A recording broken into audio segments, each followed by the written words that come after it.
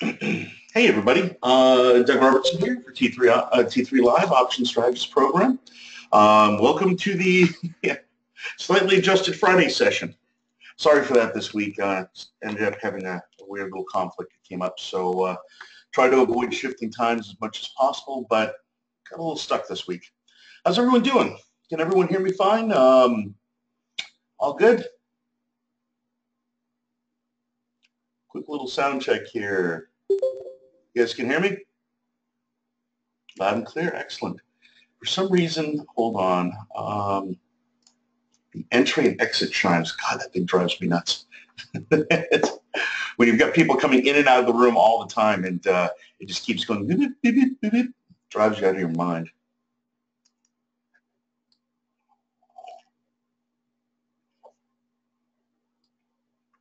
All right, cup of coffee, and let's get going. So T3 Live LLC, the company is not an investment advisory service, nor a registered investment advisor, nor a broker-dealer. It does not purport to tell or suggest which securities or urgencies customers should buy or sell for themselves. The independent contractors and employees or affiliates of the company may hold positions in the stocks, options, currencies, or industries discussed here. Do you understand and acknowledge this very high degree of risk involved in trading securities, options, and or currencies? The company, the authors, the publisher, and all affiliates of the company assume no responsibility or liability for your trading and investment results. It should not be assumed that the methods, techniques, or indicators presented in these products will be profitable, but they will not result in losses. Past results of any individual trader or trading system published by company are not indicative of future returns by that trader or system and are not indicative of future returns which might be realized by you. In addition, the indicators, strategies, columns, articles, and all the features of the company's products. Collectively, the information are provided for informational and educational purposes only and should not be construed as investment advice. All right, so let's see what we got going on out there. Let me see. A little bit of a pullback today, nothing too terribly crazy. Big news, did everybody catch the fact that Amazon just bought Whole Foods? That was kind of a crazy one. That one literally came out of nowhere for me at least. Yeah, for anybody who was trading Whole Foods too. Wow, look at that thing. Dropped way down and jacked up today. Quite a move. Where's it? Is this today or no? Okay. Yeah, jacked way up here today. Big deal there. Amazon shifting into grocery and trying to get delivery. Has anybody here used Amazon Pantry? Have you seen any of that stuff? Nope. I've used it for little things. Just all it is kind of your run of the mill. Get the toilet paper, small things you get at the grocery store, but instead of going to the grocery store, you line up the ones you need, and when they hit a certain level, they get shipped to you. It's an interesting concept. I'm not sure I'm completely blown away by it, but it's an interesting direction where everything's going. We're already seeing a really steady level of pressure on the retail industry for basically stores. They're just getting beaten on. Macy's, Target, all these retailers, box stores, are getting beaten up by online retail. Now, it's interesting because it's not entirely going that way. Like Best Buy recently just announced some amazingly strong numbers on their online sales. And there's a strong argument that stores are just turning into display places, advertisements that kind of break even at best, but they generate a place for people to go and touch things and then buy them online. I don't know. It's going to be an interesting shift to see how everything changes around. Next 10 years are going to be, it's going to be interesting at best and chaotic and a little scary at worst. We're going to see some pretty major shifts. Economically, big picture items, obviously the Fed raised rates, so no big surprise there. That was well telegraphed. We knew that was coming a long time ago. And probably the more important thing out of that whole thing was the fact that they gave a pretty clear indication that they have intention to get rid of or reduce their portfolio of assets. I think $4.3 trillion worth of assets that they have on their books right now, and they're going to be selling those. That is going to be driving down the costs of pretty much all the interest rate products, everything from treasuries through bonds, and that's going to drive up the yields. Driving up the yields is effectively the same as a rate increase. So we could be seeing all kinds of interesting things coming up this fall. If the yields go up, we should start to see some kind of a shift of the more safe money, the safety money, I should say, out of the stock market into more bond-oriented, treasury note-oriented assets. We'll see what happens. I don't know. It could be a little bit of a shock. We're sitting in a pretty highly overvalued market right now. P/E ratios, valuations are exceptionally high. Doesn't mean that we're going to come crashing down tomorrow, but it does mean that when and if we do start shifting down and potentially correct, it's a very long way to drop before we get down to normal. So a couple of things to watch out for there. In general, the market has been trudging along extremely strong. In fact, it's practically bulletproof. Whether or not you believe it's going to go up forever or it's different this time, I get a chuckle every time I hear that. I've chuckled a lot over my career.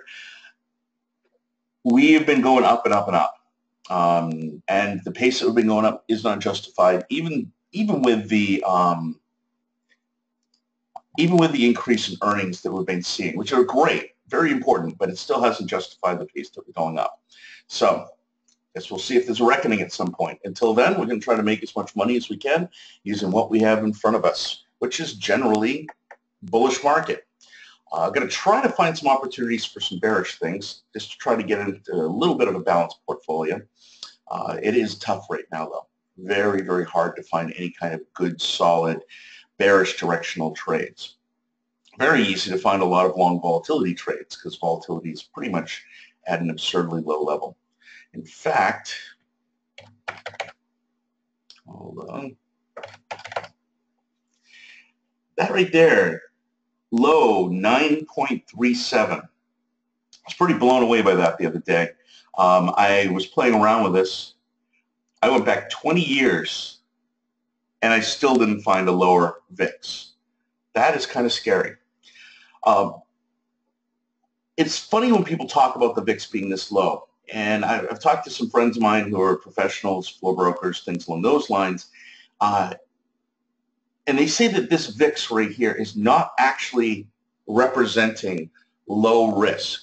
What it's representing is low activity of basically hedge funds hedging themselves. The hedgers, the net buyers of options, haven't been strong participants in the market lately. That represents a really interesting risk because when a hedge fund or a large fund is hedged, that means that when and if the market does a major move, they've got some more control over their portfolios. They've reduced their risk. They are able to manage their risks in a more safe, effective way, and they don't have to panic as much. So if the market is under-hedged right now and under-buying options, because they should be buying insurance on things, when and if the market does start to move down, it could be even messier because of the lack of protection on the downside. So don't read the VIX so much as excessive confidence. In a certain way, it might be, but it's a very good indication of the lack of hedging that's been going on. Now, if that lack of hedging is caused by overconfidence, maybe it is overconfidence. I don't know, but it's definitely something interesting to be looking at. All right, jumping into some trades. We have applied materials, back ratio spread. Now, let me take a quick look at this one, step by step. Anybody have any questions by the... So gold will drop? I don't know. Gold has nothing to do with anything anymore. Gold is a shiny metal that people buy because it's pretty. It stopped being an underlying or underpinning asset for financial, markets a long time ago, and it's basically been trending along because people think it's so cool. I have no idea what gold is going to do. Here's the problem with gold, too. It doesn't go away. Gold sits there. Every time we mine, we get more gold out, and it becomes a chunk of jewelry, or it becomes a block that gets put in a warehouse someplace with a bunch of guards around it. It's not processed. It's not consumed. I think the number I saw was like 99.9 something percent of all gold that we have mined in the last 100 years still exists right now in a usable form on, you know, in the economy in some way, whether it's jewelry or blocks of gold. All the major currencies have moved away from it. Some people do use gold as an asset to basically get by things like currency blocks. It's a very popular thing in China to basically move money out of the country, which has been a popular thing lately. But in general, you know, gold basically exists at a price because people want gold at a price. It's a very fickle thing. Has very little relation overall to economies anymore. So I don't know. I couldn't tell you what's going to happen next on gold because it's not really, really high on my radar.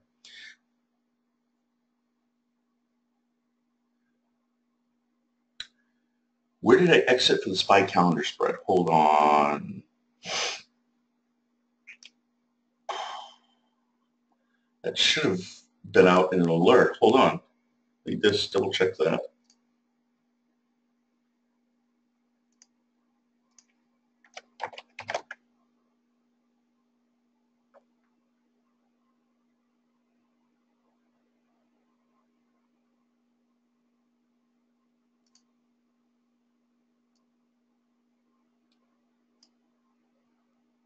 We'll call calendar hit the target of 39 cents. No, you should have gotten emails on that. I have an email on it. If you aren't getting an email, I would double check with the T3 tech people or the support people and get you sorted out if you missed something. Sorry about that. I hate to see you missing something. Okay, so quick taking a look at what we've got on for Matt.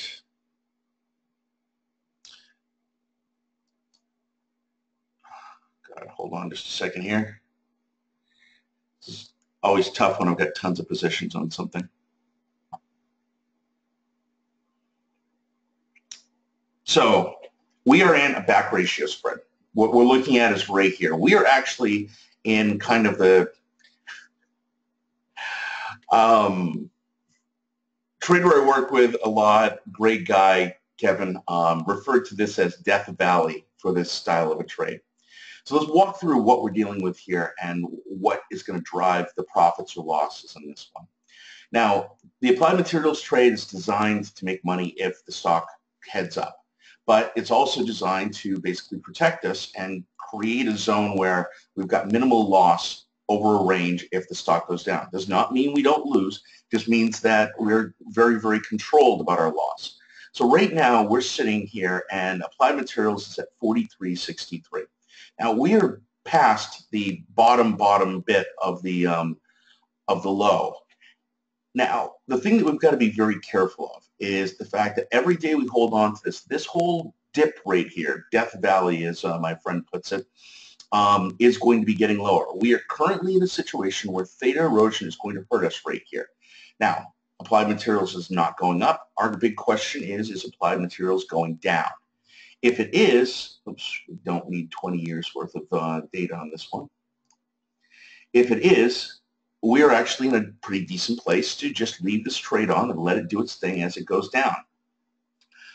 Especially if implied volatility goes up a little bit. It gives us a great opportunity to actually be making some decent money on the trade. But what we don't want to have is the risk that this just languishes in the middle. If we believe that's going to be the case, we should close out, we should walk away. So what's going to happen over the next couple of days? Well, first of all, the weekend.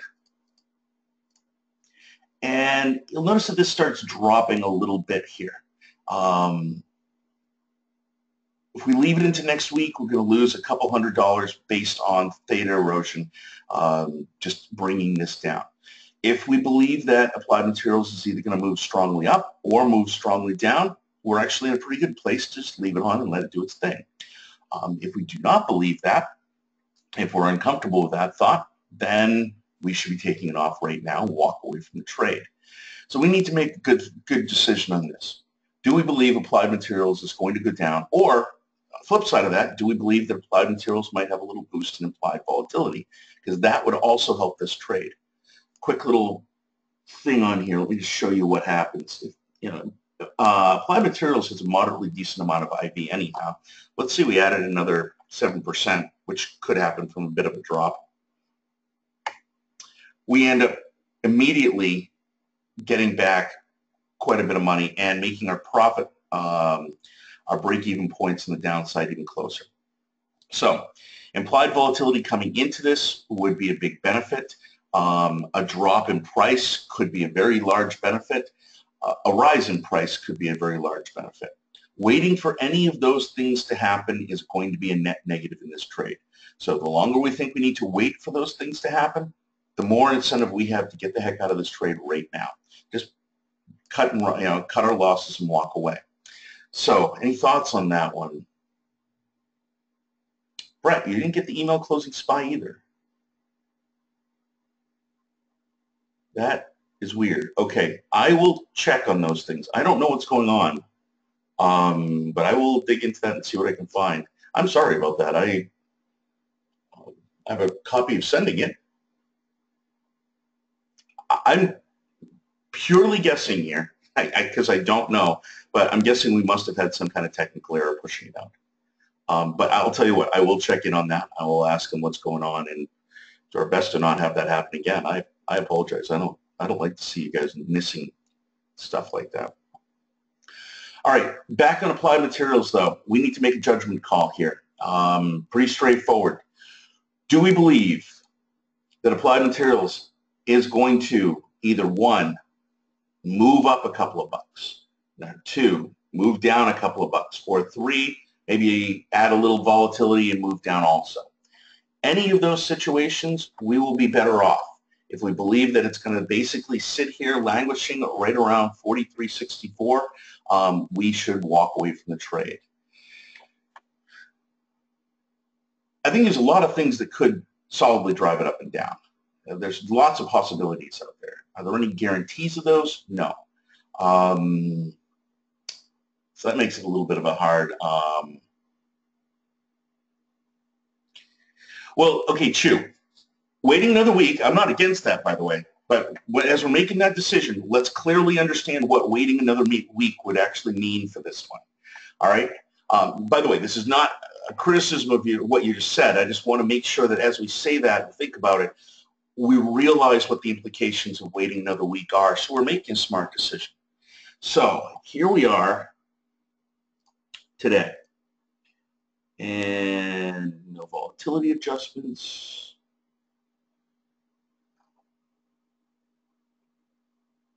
Just make sure everything is 43.58. Hold on a second here. Something's not right about that analysis.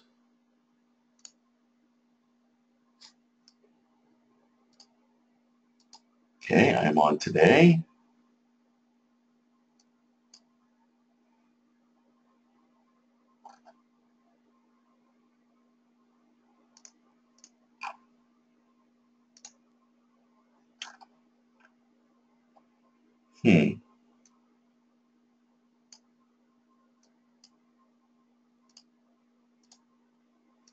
No volatility adjust.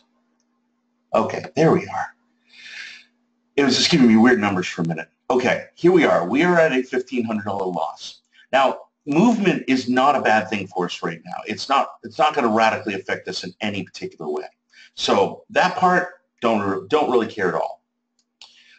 On the other hand, well, actually, movement would be good. If we could get up to 45, let's see, 45.75-ish, we've cut out about almost $500-600 worth of loss. If we drop down to say 42, we've actually gone into a profit. That's only a $1.50 drop, so it's pretty close. Now, if we wait for a week, this is what happens. Here we are on the 16th. I'm going to jump to the 23rd. We are basically going to lose $1,000 more based on theta erosion, based on where we are right now. So I don't mind waiting a week, but what we're doing is we're specifically risking $1,000 worth of theta erosion versus the probability or the chance that we either drop down in price or we go up in price. Any of those things would help us. An implied volatility increase would help us. In fact, very likely if we drop down in price, we'd probably see a little bit of an IV increase. So if we're willing to risk that $1,000, then waiting a week is a good thing. But I just want to be clear, this is not going to stay stable at this price if we wait. So we have to have a pretty solid anticipation that something good is going to happen. If not, best bet may be to just walk away from the trade and save that $1,000. Use it somewhere else.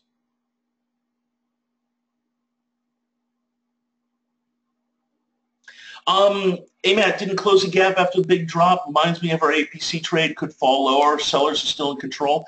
I think that, well, let's take a look at the chart. I think a couple of things happened here. The long-term trend that Applied Materials was in absolutely got broken and destroyed here. I mean, this is a slap in the face. It did not recover. You're right. So right here is a moment of time where basically the market has changed its mind pretty dramatically about what Applied Materials is going to do. Now, I would personally assume, actually along with you, that Applied Materials is going to continue to drift lower at this point. The only thing that I'm wondering is the time frame on that. This is the part that has got me a little bit concerned.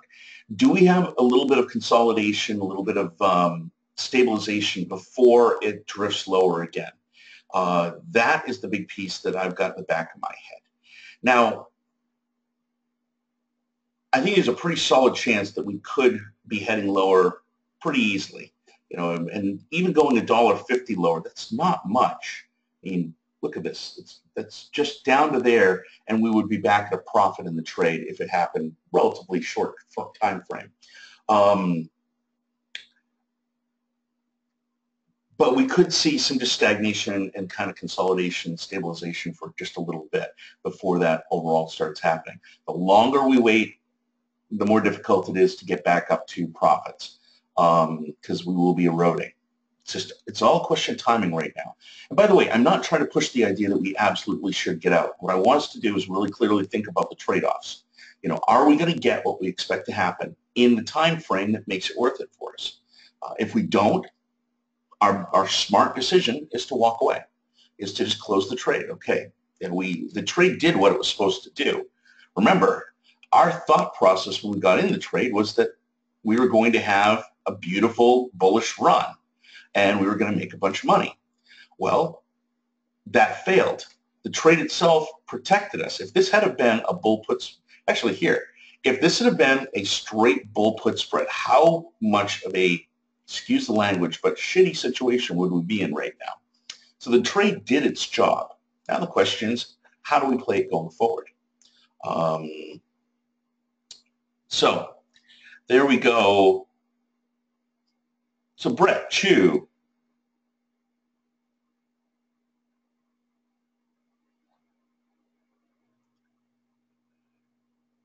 I think, Larry, I think the implied volatility increase is just going to be incidental with the stock going down more. If it goes down more, we'll probably see a minor implied volatility increase, which will help us. That will actually accelerate the going into a profit if Applied Materials goes down a bit more.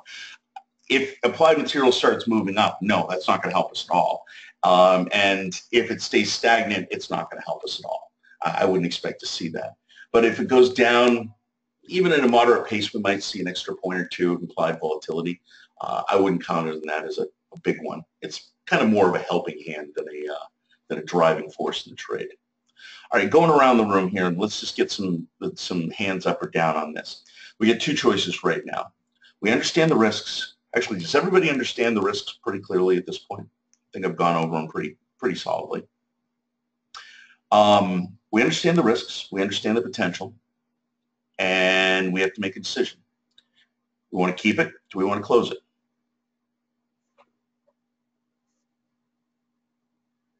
Yep, theta burn versus continuing dropping price, or small chance of a big jump up. I wouldn't count that as a strong one, though.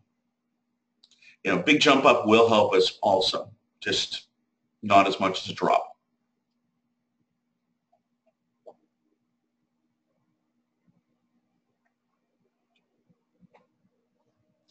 So, you're for keeping another week.